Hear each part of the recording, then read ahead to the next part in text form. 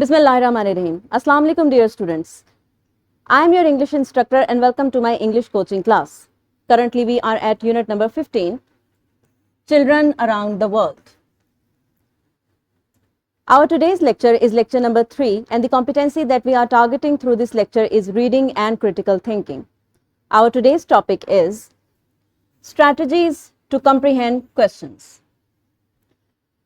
Before starting our lecture, let's have a look at the SLO first.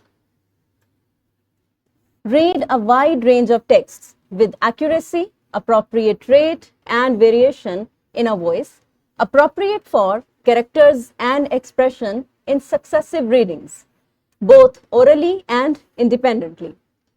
And the second SLO is apply strategies to comprehend questions by marking keywords, verbs and tenses in a variety of literal, textual, factual, open-minded questions that require interpretation, inference, and personal response.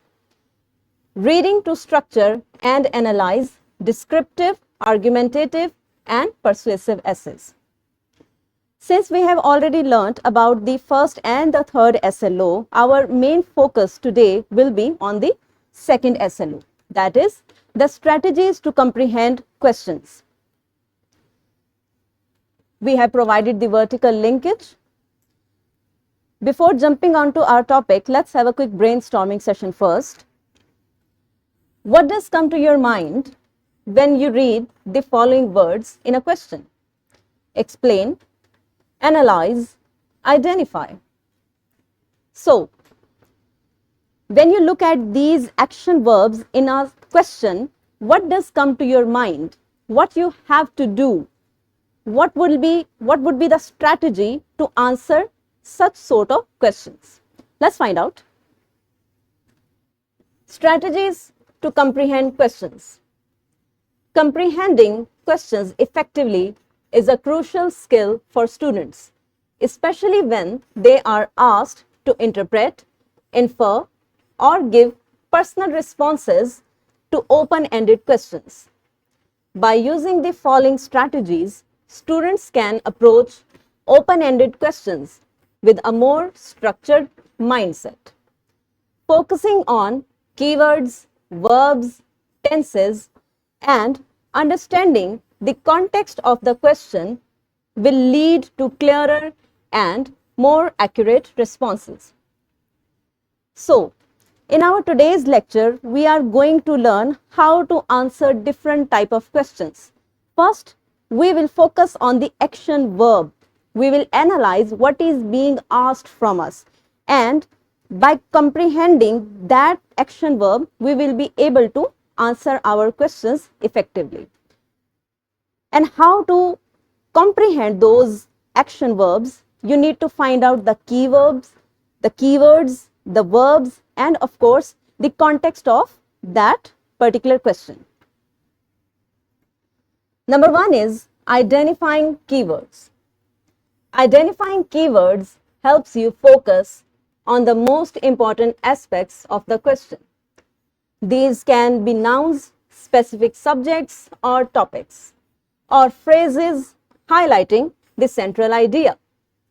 For example, in the question, what are the causes of climate change? The keywords are causes and climate change. So the first thing that you have to focus while comprehending questions is to focus on the keywords. In this particular example, what are the keywords? Climate change and causes. Next is recognizing verbs. Identifying the verbs in the question helps you understand the type of response needed. It tells you what the question is asking you to do. For example, explain, describe, analyze, compare. For example, in the question, explain the process of photosynthesis. The verb is explain, meaning you need to provide a detailed explanation of the process. So, By identifying verbs in a sentence, you will be able to comprehend how to answer those questions. क्या उस particular answer को explain करना है? अगर description पूछी गई है, आपने उसको डिस्क्राइब करना है. अगर एनालाइज है आपका एक्शन वर्ब, तो आपने उसका एनालिसिस लिखना है. So by identifying those action verbs, you will be easily answering your questions. Next is understanding the tense. Understanding the tense helps you know whether the question is asking about a past event, a current situation, or something that happened in the future. This is very crucial. Most of the students commit errors in analyzing how to answer or how to identify the tense. अगर आपसे present tense में question पूछा गया है, तो it is inevitable कि आप अपना आंसर भी प्रेजेंट टेंस में ही दें. और अगर आपका क्वेश्चन पास्ट टेंस में है, तो it is necessary to answer your question in the past tense. For example, what happened after the storm? Here you can see the past tense is being used. The answer should reflect events that have already occurred. And in the next example, what will happen? Here, will happen indicates the future tense if we reduce population. So, according to future tense, the answer should describe potential future outcomes. So, keeping the tense in mind, you will answer your questions accordingly, either in past or in present or in future. This is your classroom activity. You are about to read the text and then I'll ask you some questions. You will be able to comprehend those questions easily. Amna is a lively 9-year-old from Kenya.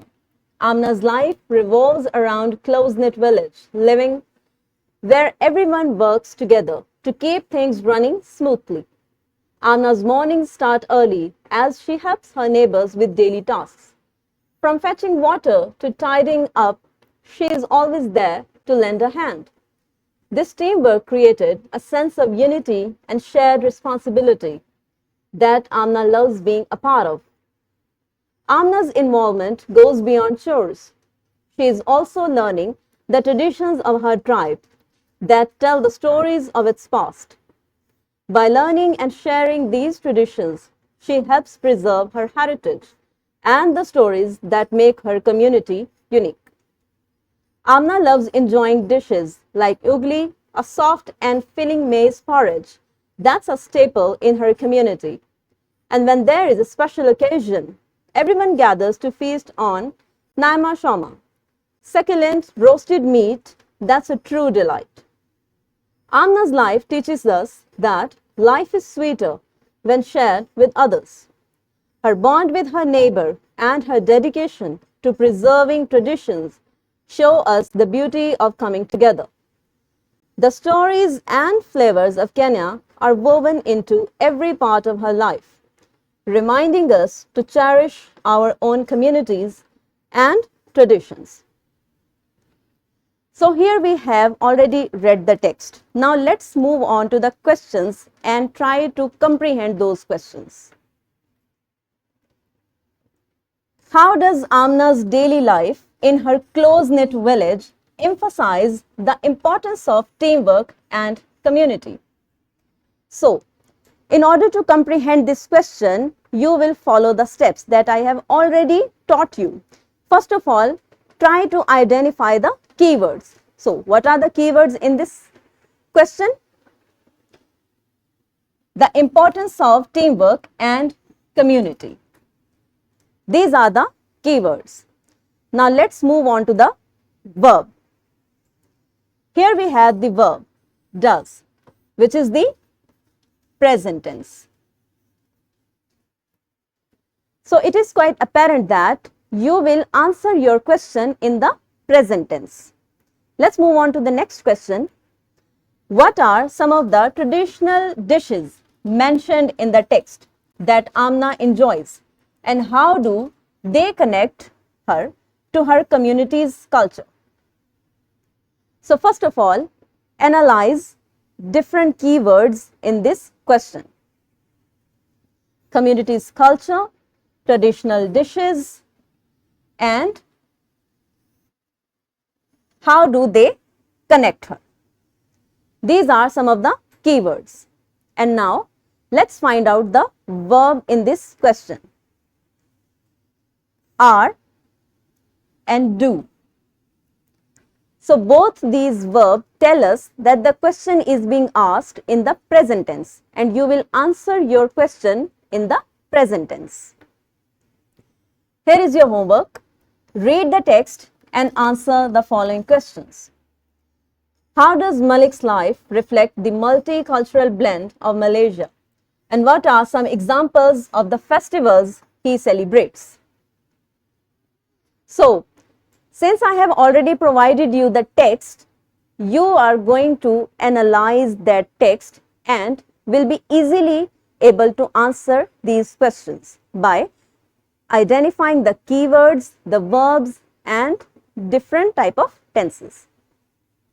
We have also provided a simulation for you.